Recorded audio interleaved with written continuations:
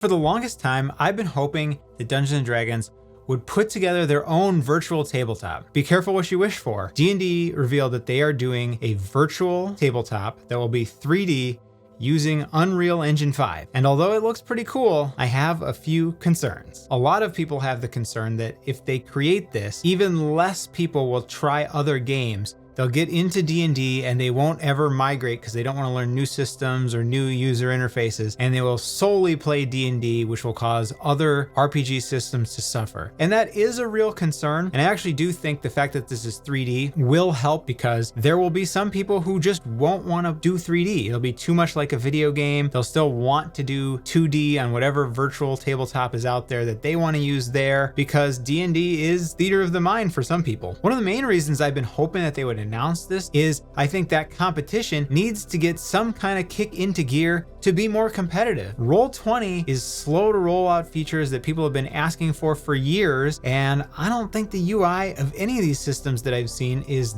that great, and I'm hoping that this will be a catalyst for those other platforms to up their ante and improve their game. That's not always how it works, especially in the long term, but there are other things that I am concerned about with this 3D platform. And don't get me wrong, I'm probably gonna try out their virtual tabletop and use it a little bit. First of all, it looks gorgeous. They've chosen to use this tilt shift lens effect. Real tilt shift lenses have this sort of effect when you're shooting something that's large. It looks a lot like using a macro lens to shoot something miniature close up. It's going to make us look like we're in sort of a miniaturized space, kind of like if you were looking through a camera at a real tabletop. And the footage looks great from it. I love this. But for me, the heart of tabletop RPGs is letting loose our imaginations. And that's one of the beautiful things about this not being a video game to me. Also, how it ties into our imaginations and what we can do with them might get more limited. Obviously, no one's gonna be forced to use this. It's not like you can't play D&D without it. You don't need anything digital to do this.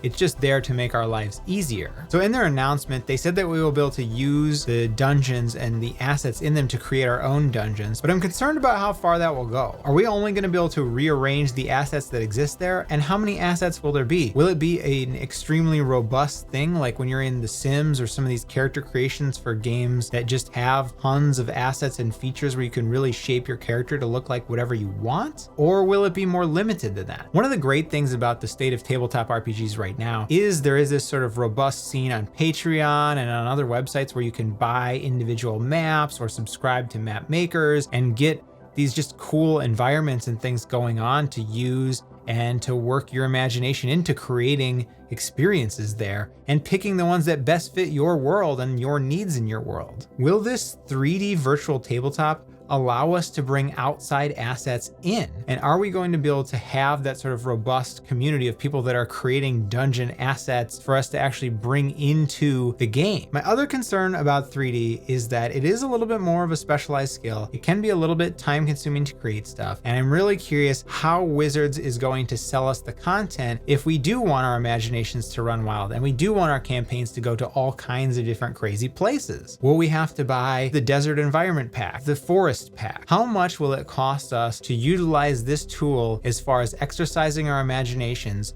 if they don't let us bring in third-party objects and materials that people are creating outside of what Wizards creates, if they do choose to control this environment? And Wizards has made tons of other announcements regarding the roadmap for D&D, looking several years into the future now, and there's gonna be a lot to talk about. So I'll catch you in the next one.